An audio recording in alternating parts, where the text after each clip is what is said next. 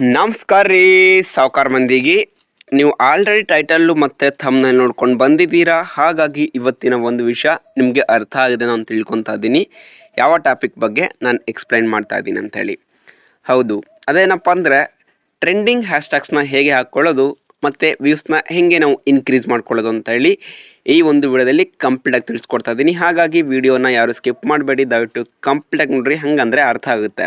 ಏನಕ್ಕಂದರೆ ಇತ್ತೀಚೆಗೆ ಯೂಟ್ಯೂಬರ್ಸು ತುಂಬ ಅಂದರೆ ತುಂಬ ಪ್ಯಾನಿಕ್ ಆಗಿದ್ದಾರೆ. ಏನಕ್ಕಂದರೆ ಅವರ ಒಂದು ಚಾನಲ್ಲಿ ವ್ಯೂಸು ಆಟೋಮೆಟಿಕ್ ಕಡಿಮೆ ಆಗಿದೆ.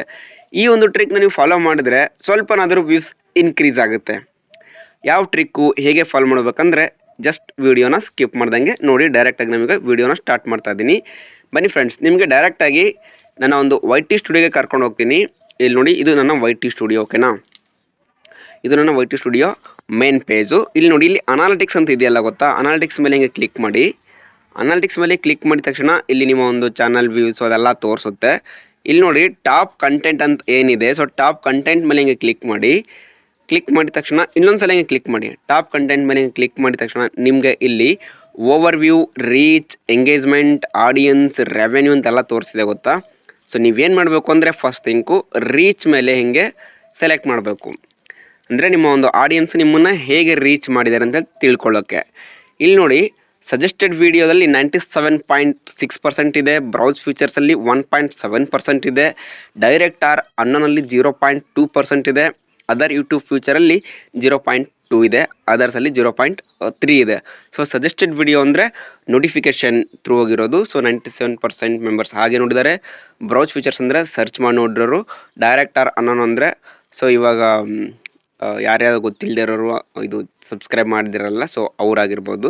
ಸೊ ಹಿಂಗೆ ಅದರ್ಸಲ್ಲಿಂದ ಬೇಕಾದರೂ 0.2% ಜನ ನೋಡಿದ್ದಾರೆ. ಇದು whatsapp.com ಅಂತ ಏನಿದೆ, ನಾವು ಸ್ಟೇಟಸ್ಗೆ ಹಾಕೊತೀವಲ್ಲ ನಮ್ಮ ಒಂದು ವಿಡಿಯೋನ, ಅಲ್ಲಿಂದ ನೋಡಿರೋ ಜನ. ಇದು ವಾಟ್ಸಪ್ ಅಂತ ಏನಿದೆ ಅಂದರೆ ನಾವು ಚಾಟ್ಸ್ ಹಿಂಗೆ ಯಾರ್ಯಾರು ಕಳಿಸಿರ್ತೀವಲ್ಲ, ಸೊ ನಮ್ಮ ಫ್ರೆಂಡ್ಸ್ಗೆ, ನಮ್ಮ ಫ್ಯಾಮಿಲಿಗೆ, ಸೊ ಅಷ್ಟು ಪರ್ಸೆಂಟ್ ಜನ ಹಾಗೆ ನೋಡಿರೋದು. ಕ್ರಿಯೇಟರ್ ಸ್ಟುಡಿಯೋದಿಂದ 10% ಜನ ನೋಡಿದ್ದಾರೆ. ಮತ್ತು ನೀವು ಇಲ್ಲಿ ಹ್ಯಾಶ್ಟ್ಯಾಗ್ಸ್ ಬಗ್ಗೆ ಗಮನಿಸಬೇಕಾದ ಒಂದು ವಿಚಾರ ಅಂದರೆ ಯೂಟ್ಯೂಬ್ ಸರ್ಚ್ ಟರ್ಮ್ಸ್ ಅಂತಿದೆ ನೋಡಿ.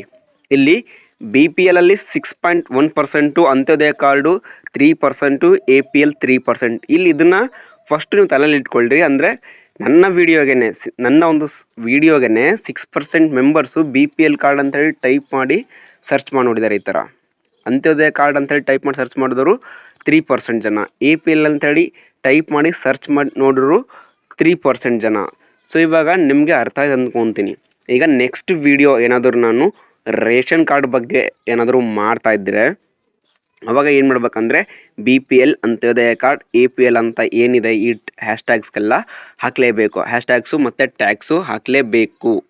ಹಂಗಂದರೆ ನನ್ನ ವಿಡಿಯೋ ಮತ್ತೆ ರ್ಯಾಂಕ್ ಆಗುತ್ತೆ. ನೀವು ಬೇಕಿದ್ರೆ ನೋಡಿ, ನನ್ನ ಒಂದು ರೇಷನ್ ಕಾರ್ಡ್ದು ಹಾಕಿರೋಂಥ ಎಲ್ಲ ವೀಡಿಯೋಗಳು ಆವ್ರೇಜ್ ಆಗಿ ವ್ಯೂಸ್ ಆಗಿದ್ದಾವೆ. ಸೊ ಇದು ನಿಮ್ಮ ಒಂದು ಪ್ರತಿಯೊಂದು ವಿಡಿಯೋದಲ್ಲಿ ಇರುತ್ತೆ. ನೀವು ಹ್ಯಾಶ್ಟ್ಯಾಗ್ಸ್ ಹಾಕಿದರೆ ನಿಮಗೆ ರೆಕಮೆಂಡೇಶನ್ ತೋರಿಸುತ್ತೆ.